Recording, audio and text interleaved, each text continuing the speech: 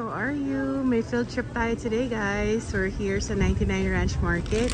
It's a Taiwanese-owned na grocery. And yung misis niya is Filipina.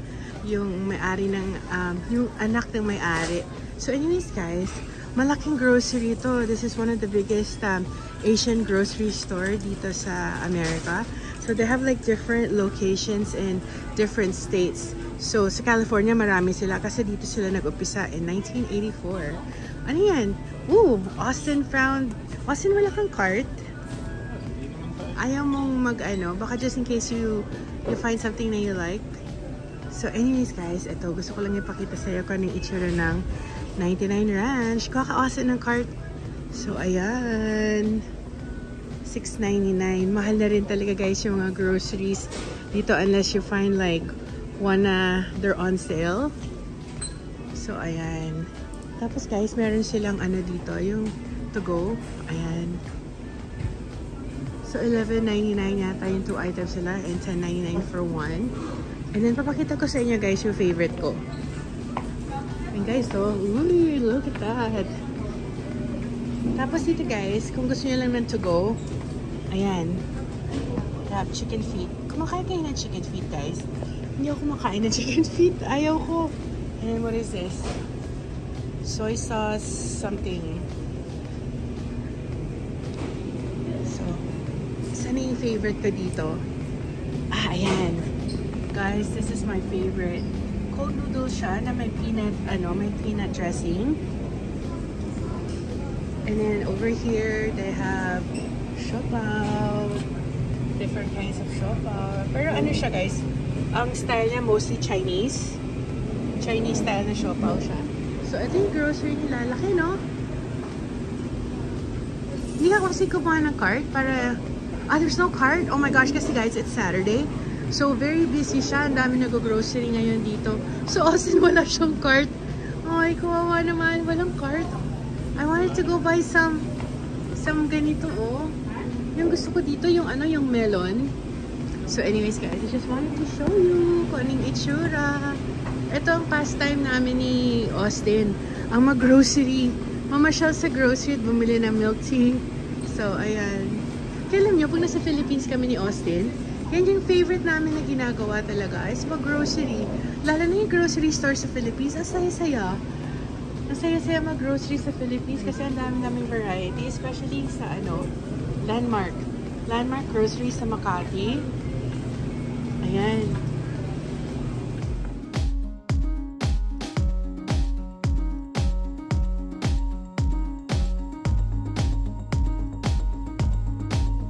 Kita ka na favorite mo. Ayan, guys. Ang sarap-sarap yan, guys. Melon milk. So, ayan. Saan pa ba yung interesting dito na pwede natin pakita sa mga guys? So, ayan ha. Nag-field trip tayo ngayon sa 99 Ranch Market. Oh, eto guys, they also sell like Filipino products dito. So, tingnan nyo na lang yung presyo. $8 for longganisa. So, how much is that? 1, 2, 3, 4, 5, 6, 7, 8, 9, 10. I don't know. Magkano bang $8? Austin, how much is $8 sa sa pesos? Like 4? 4? 1, 2... $500?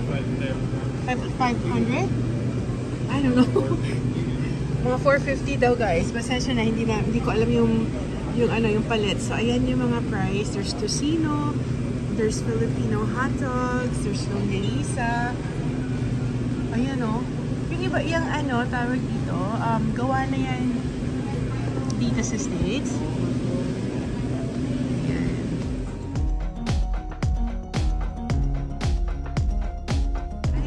Austin.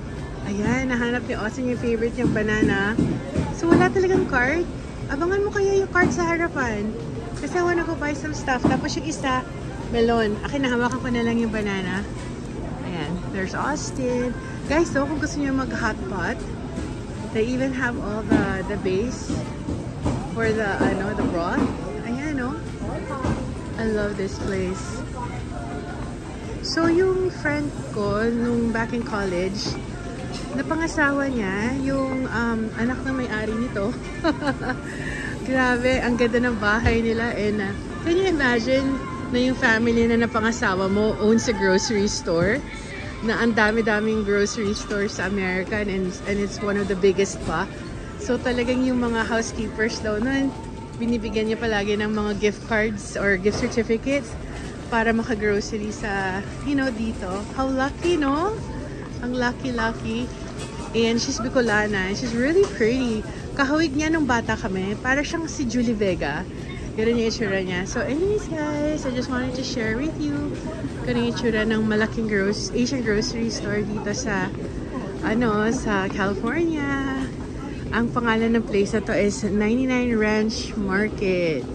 Ayan, no? From all the snacks. Ang maganda dito guys, ang daming variety na galing sa iba't ibang Asian countries. They have Singaporean, Korean, Filipino, Chinese, Japanese. So, hindi ka parang lang, limited lang na, for example, Chinese lang or Filipino. There's like so many. Tapos yan, no? Ayan. Even like cleaning supplies. At saka ito, yung mga frozen section din nila. Ayan. Galing, no? Ayan, I love that. Ang sarap nga. Kakainis, wala pang card si Austin. And then there's the meat section. Ayan yung butcher nandoon. And guys, look at their gulay. Ang laki, no? Look at their vegetable area. Maganda talaga ang produce dito sa California. So anyways guys, just wanted to show you. This is what it looks like. Okay ba yung field trip natin? Field trip. So if you guys ever visit tawag dito, kung lumipat kayo sa Amerika, tapos nami-miss nyo yung mga products na Asian, hopefully kung saan state kayo titira, merong 99 Ranch Market, or pag Filipino naman, Seafood City. Ayan, Austin found a cart! Yay! Guys, congratulate natin si Austin, nakahanap ng cart.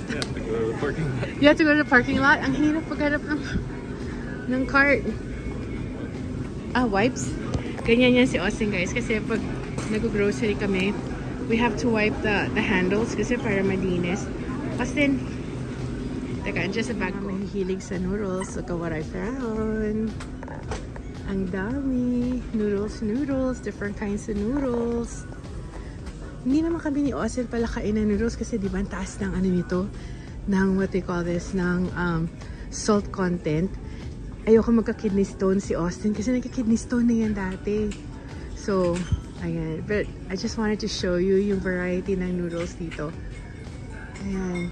From Indonesian, ito yata ang part na to. It's all Korean. Ayan. So anyways guys, that's it. I just wanted to share lang sa inyo. And then later on, pupunta tayo dun sa bakery cafe section. Bibili tayo ng milk tea. So ito yung mga mooncake nila. Oh. Ganda.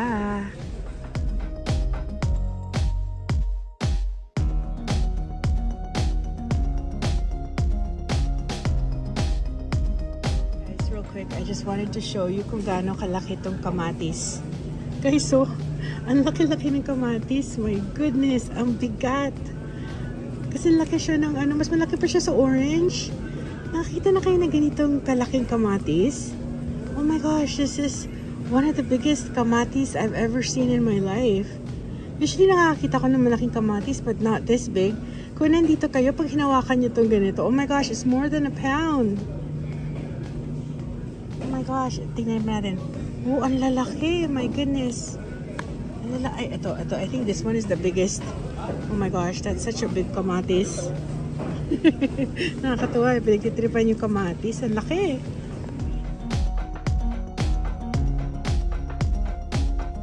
Guys, tapos na tayo sa grocery part. And kita niyo yung binili namin ni Austin. Panay chichirya. And guess how much this was? It was like $50-something, which is like 3,000 pesos.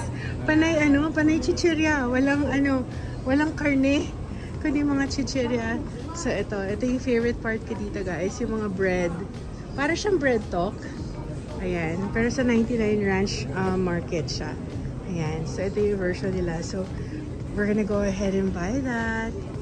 And then I'm gonna go ahead and buy my favorite milk tea. Alam nyo, gustong-gusto ko yung milk tea dito kasi yung tea nila galing talagang Taiwan. Ano?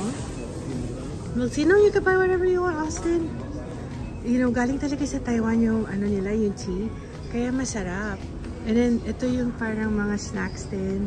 So, we're gonna go ahead and buy that. So, ayun, yun ang favorite ko. I can't wait. Sige, kuha ko ng pandesal, Austin. So, anyways, guys, ano tayo? Tawag to, magtitest ako kasi tapos na yung field trip natin. So, may quiz. Anyways, Austin, say bye to everyone. Ano, tawag dito. Baka makita niyo si Austin sa Philippines. Pag nakita niyo siya sa Makati, huwag kayong mahiya. Mag-hello kayo. And then, pag maganda yung chika natin, kain tayo. So, ayan. Oh my gosh. I love this, guys. I want to get this. Austin, let's get this.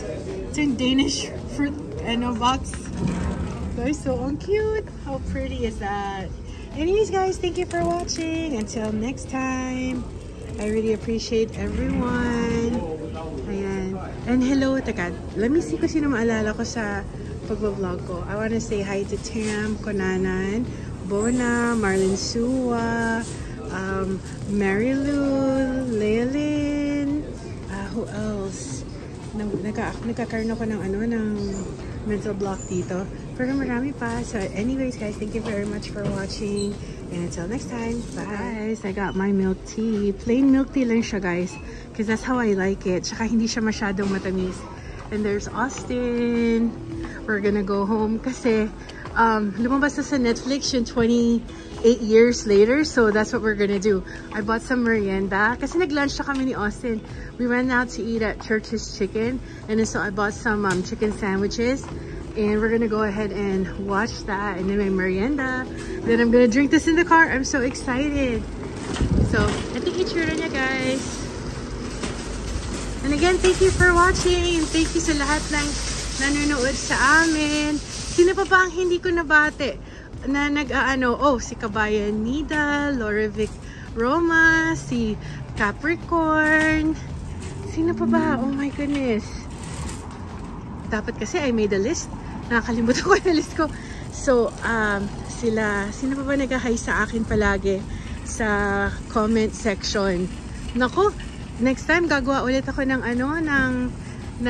list. Anyways, thank you very much. Until next time. Thank you. Bye-bye. I appreciate all of you.